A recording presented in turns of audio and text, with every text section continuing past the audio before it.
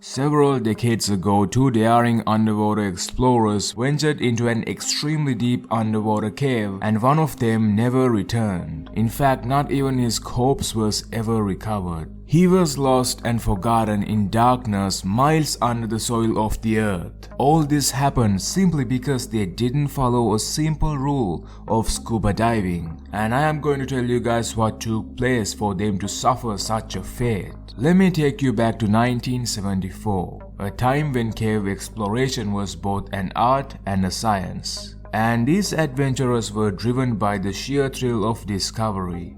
Martin Farr and Roger Salery were just the kind of daredevils who lived for this. At just 23 and 26, they had been dry caving for nearly a decade, but only had taken up cave diving in the last 3 years.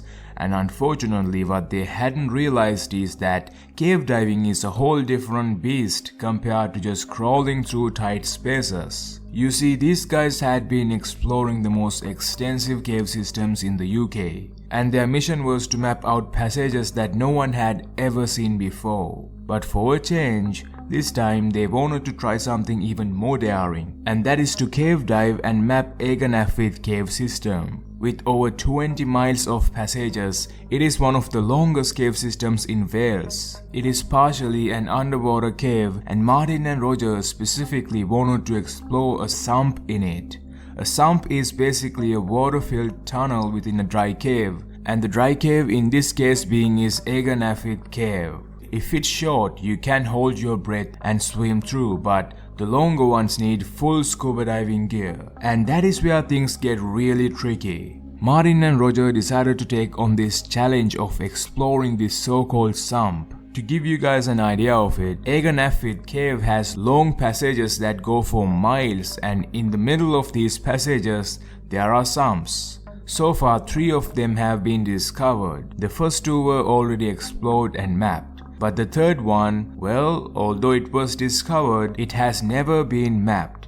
But recently, a well-known explorer, John Parker, had found this third sump in one of the longest passages in Agen Allwedd cave system, but even he decided to leave it unexplored because it's just too risky to explore. However, he was not the first one to try and map this sump, because way back in the 70s, this is the sump Martin and Roger explored. Well, they actually went beyond it. You see, they knew it was risky, but the possibility of discovering something new was way too tempting to resist. So, in May 1974, they planned to go on this exploration, but because Roger injured his knee, Martin had to go solo. Well, he didn't have to, but because he was so excited to go on this exploration, he just didn't want to stay, even if that meant going alone. Going alone added an extra layer of danger because if anything went wrong, there was no one to help. But Martin was determined to see what lay beyond the third sump. You see, just getting to the location of the entrance of the third sump alone was an ordeal. Imagine navigating through a mile of twisting tunnels, tight squeezes and boulder chokes while carrying heavy diving equipment. A boulder choke, by the way, is a spot where rock falls have blocked the tunnel, leaving only small gaps to push through. It's actually enough to make anyone claustrophobic. But Martin was fueled by excitement. He crawled and hiked through the dry cave before coming across the first sump. Then he jumped in and dove his way to the other side. He then repeated the same process in the second sump as well. Both these sumps were relatively short, 250 feet and 85 feet respectively, before reaching the third sump. The third sump was a monster, 850 feet long, but Martin powered through. When he finally emerged into an air chamber on the other side, he was thrilled. He left his diving gear there and followed the tunnel for another 1800 feet, the length of 5 football fields, before surprisingly finding yet another sump, which would be the fourth sump of the cave. Realizing he didn't have enough air to explore further, he turned back, eager to plan a return trip with Roger. When he got back to the surface, Martin was buzzing with excitement. He contacted Roger and they started planning their next expedition. This time they would need an extra air tank each to explore the fourth sump. Both men were thrilled at the prospect of what they might find on the other side of the fourth sump.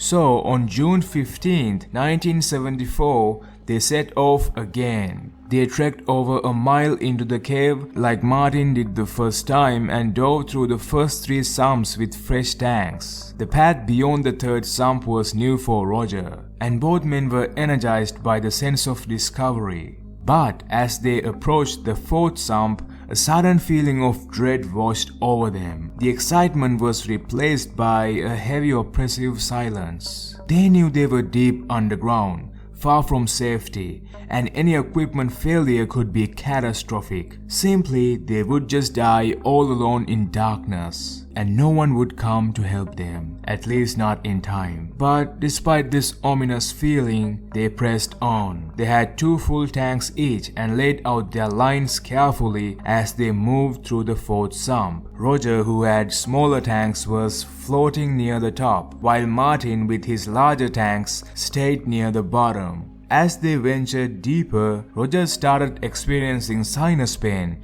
but didn't let it stop him. He was too consumed with wanting to get to the other side. At the 400-foot mark, Roger's line ran out. So did Martin's, except he did not want to stop. Martin tied his own line and pushed forward, breaking the cardinal rule of diving known as the rule of thirds. This rule states that you should only use 1/3 of your air to go out, 1/3 to come back, and keep 1/3 in reserve for emergencies. But Martin's curiosity just got the better of him. He began spending too much air. He then reached what seemed to be the end of the sump, the destination they wanted to get to. But what waited them was a gravel wall that he had hoped would lead to an air pocket. He followed the wall up, but there was only one rock ceiling. There was no way out to get to the other side. He kept going, hoping for an opening, but found none. Realizing his mistake, he turned back and dove back, terrified of what he just witnessed. When he saw Roger again, the look on his friend's face was pure terror. They had no choice but to head back. Martin's air was running desperately low, so he did not wait or look back. He quickly made it back to the surface of the fourth sump, hoping that Roger was right behind him. But he was not. Minutes turned into hours with no sign of Roger. Martin eventually had to reel in the line, only to find it had been cut. You see, Roger had likely gotten tangled and in his panic cut the line to free himself. Having no sense of direction as he didn't have a line to guide himself towards the right direction, Roger got lost in the maze of passages. Martin had no choice but to exit the cave alone eventually.